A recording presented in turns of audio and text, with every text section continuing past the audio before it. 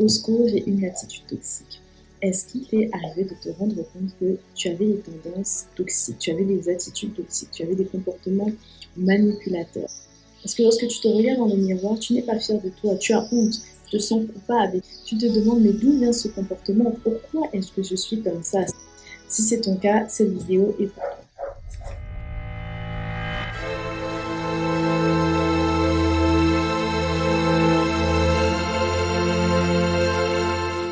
Bonjour à tous, je suis Émilie B, coach de vie, coach love, servante de Dieu et directrice artistique. Au secours, j'ai une attitude toxique.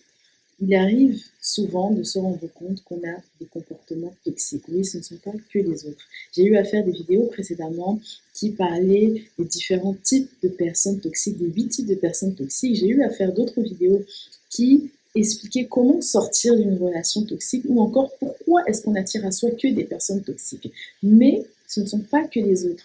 Parfois, on oublie de se regarder, parfois on oublie de faire des introspections et de regarder finalement qu'est-ce qui ne va pas en nous. C'est important de savoir s'arrêter et se demander, est-ce que je suis une personne saine? Est-ce que je suis une personne agréable pour les autres? Est-ce que je suis une personne qui porte du fruit dans la vie des autres? Est-ce que je suis une personne saine pour mon entourage? C'est des questions qu'on oublie de se poser parce qu'on a toujours le regard porté vers les autres. Précédemment, j'ai eu à expliquer dans certaines de mes vidéos que le problème ne vient pas toujours des autres, le problème vient de soi. C'est pas une manière de se culpabiliser, mais c'est une manière de faire une introspection. Lorsque tout va mal, il faut s'arrêter et regarder en soi. Qu'est-ce qu'il y a en moi qui reflète ce chaos?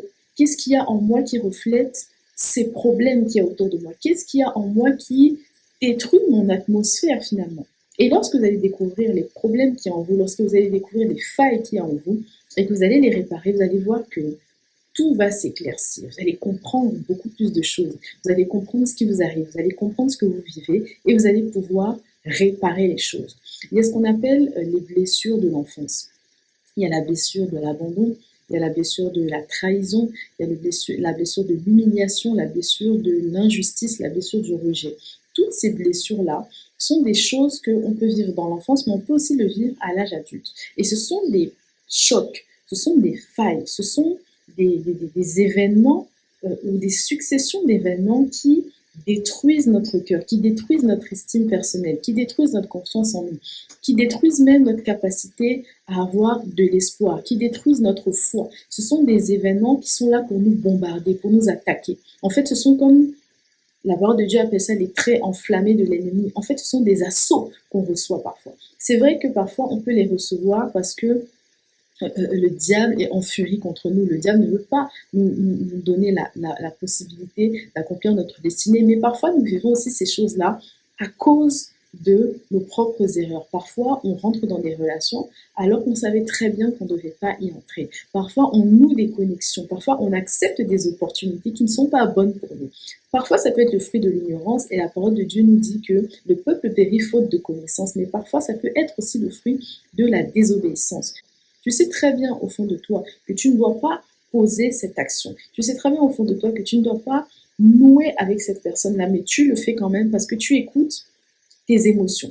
Tu n'écoutes pas la voix de la raison, tu n'écoutes pas la voix de Dieu, mais tu écoutes tes émotions. Et puis après, qu'est-ce qui se passe? Catastrophe, trahison, blessure.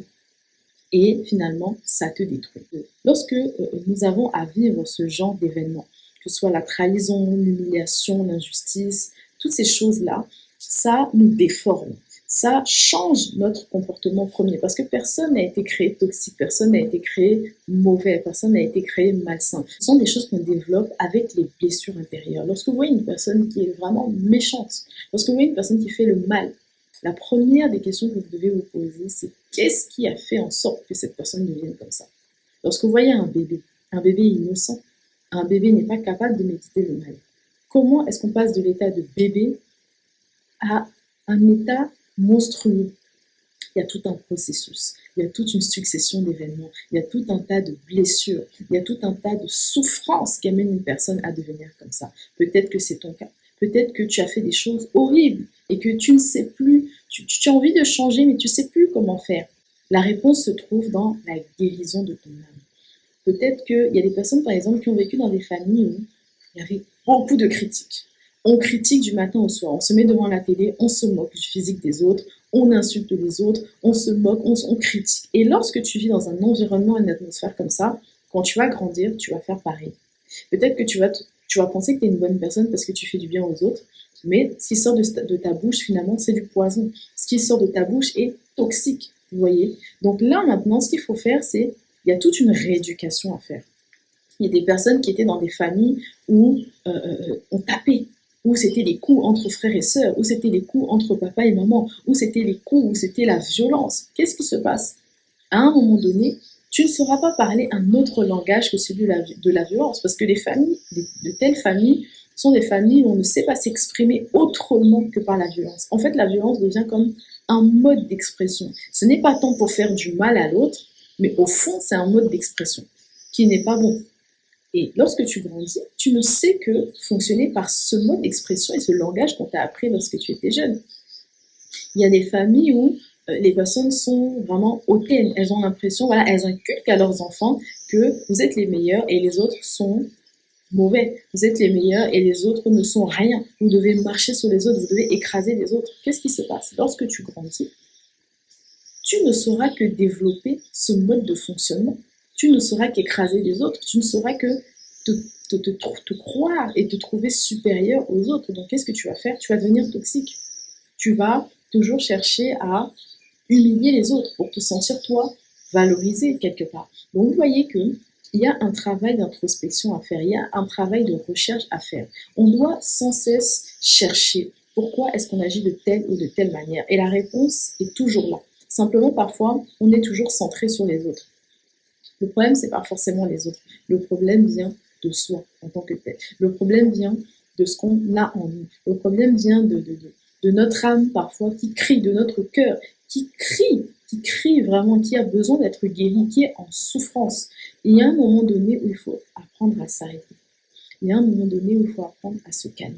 Il y a un moment donné où il faut apprendre à rester tranquille et à se poser les bonnes questions.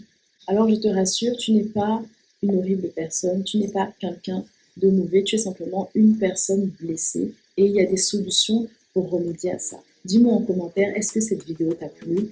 Si c'est le cas, partage-la et like-la. Peut-être qu'une personne aura besoin d'entendre ça, peut-être qu'une personne aura besoin d'être encouragée au travers de ces mots.